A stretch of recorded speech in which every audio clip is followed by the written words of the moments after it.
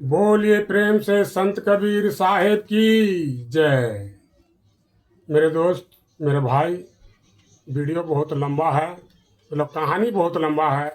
आधा घंटा 1 घंटा का है, उसको हमको 1-2 मिनट में 4 मिनट में ख़त्म करना पड़ेगा। तो कोई कोई चीज़ छुपता है, बहुत सारा चीज़। एक राजा जो था, एक दिन का हटिया बाजार अपना तरफ से लगाने का ऐलान कर दिया। वो हटिया बाजार जो लगेगा राजा साहब का तरफ से, जिसका माल नहीं बिकेगा उस हटिया बाजार में, उसको राजा साहब दुगुना रेट से खरीद लेगा। सब तरफ ऐलान कर दिया तो दूर दूर से व्यापारी आया। वो हटिया बाजार पास पहुंचा, बहुत लंबा चौड़ा, बहुत भीड़ भाड़ कि यही सोच करके आया कि जब नहीं बिक्री होगा तो राजा तो दुगुना कीमत से खरीदबे करेगा। लेकिन दोस्तों, सबका माल बिक गया, किसी का माल नहीं बचा। एक बुढ़िया एक टोकरी लेकर के बैठा हुआ है। वहां पहुंचा सिपाही लोग राजा साहब के आदेश से कि जाओ, जिसका माल नहीं बिका है उसका दुगुना रेट से खरीद लो। तो आ करके देखा तो बाजार में तो कोई है नहीं, एक बुढ़िया बैठा हुआ है। बुढ़िया को बोला कि तुम्हारा माल नहीं बिका? बोला नहीं बिका। इसमें क्या है? बोला भूत है। इसका कीमत कितना? बोला 75 रुपया। उसको 150 रुपया कीमत दे करके भूत को खरीद लिया।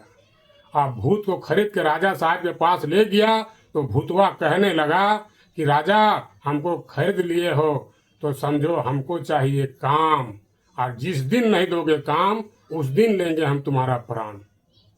राजा सोचने लगा कि चलो भाई, काम करने वाला तो है, काम तो राजा का पास में कमी नहीं है। उसको बोला जाओ 2 ठो कुआं कोड़ना है। 1 के सेकंड के अंदर में वो भूतवा 2 ठो कुआं कोड़ दिया और आया राजा साहब के सामने, कहने लगा राजा काम दो नहीं तो लेंगे तुम्हारा प्राण। राजा सोचने लगा कि इतना जल्दी काम करने वाला एक कौन व्यक्ति है। बोला इसको तो हम काम देते देते थक जाएंगे, अरे काम करते करते नहीं थकेगा। लगता है अपना मौत को ही हम खरीद लिए हैं। उसको कहा कि जाओ 2 ठो तालाब कोड़ना है, बोला, और तुरते वहां से राजा भागा। जंगले जंगल भाग रहा था तो एक बाबा आ रहा था। तो बाबा बोलने लगा कि राजा कहाँ बन बन भटक रहे हो?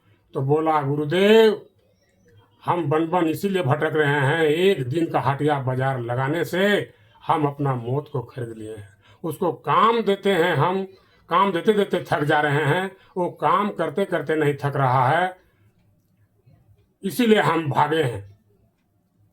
तो गुरुदेव बोलने लगा कि तुम्हारा जान बच जाएगा, जब हमको गुरु कहिए दिए हो तो गुरु स्वीकार कर लो, तुम्हारा प्राण बच जाएगा।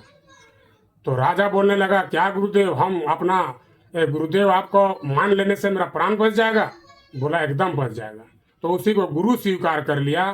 तो गुरु उसको एक तो मंत्र दिया, मंत्र में एक बांस दिया और कहने लगा लो राजा, ये सब अपना द्वारी में जाके गाड़ देना, और जब भूतवा के कहेगा हमको काम दो तो भूतवा को कहना बांस में चढ़ो ऊपर और उतरो नीचे, और जब दोनों जगह एक साथ देख लेंगे तो तुम्हारा काम खत्म। राजा आकर के वैसा ही किया, अपना द्वारी में वो बांस को गाड़ दिया। और भूतवा जैसे आकर के कहा कि हमको काम दो, तो कहा इस बांस में चढ़ो ऊपर और उतरो नीचे, तुमको दोनों जगह एक साथ देखेंगे तो तुम्हारा काम खत्म। अब भूतवा ऊपर चढ़े, नीचे देखे भूतवा नहीं है, हम तो नीचे उतरे, फिर नीचे देखे ऊपर देखे तो ऊपर नहीं है, ऊपर नीचे एक साथ दोनों जगह हो नहीं सका। वो समझ गया भूतवा कि ये राजा को गुरु मिल गया, इसका जान बच गया, अब हम ही फंस गए। तो ये भूतवा कौन है? ये मन है। ये मन बड़ा चंचलता है, ये बहुत काम करता है। मन कभी यहाँ कभी वहाँ कभी वहाँ इधर उधर करते रहता है। और मन दूसरा जो है 40 किलो का कहते हैं, 40 किलो का वजन जिसके पास सर पे लदा हुआ रहेगा तो क्या वो चैन से रहेगा?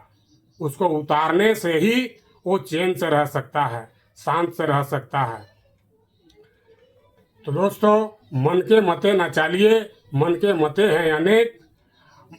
कुछ करने से पहले आप उसका विचार कीजिए कि सही है या नहीं है। बोलिए कबीर साहेब की जय।